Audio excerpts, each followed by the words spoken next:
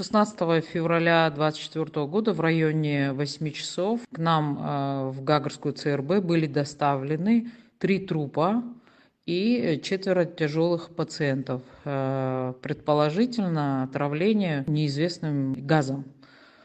Всем 4 оказана помощь. 2 из них были крайне тяжелые. Одного пациента на момент поступления сразу пришлось подключить к аппарату искусственной вентиляции легких. 2 пациент чуть позже тоже был подключен к аппарату искусственной вентиляции легких. Но на сегодняшний день, на 14:00, состояние пациентов стабильное. 2 пациента переведены в отделение терапии.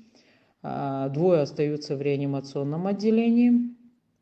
Они экстубированы, то есть отключены от аппаратов искусственной вентиляции легких, остаются в реанимационном отделении на кислородной поддержке. Состояние их оценивается стабильным.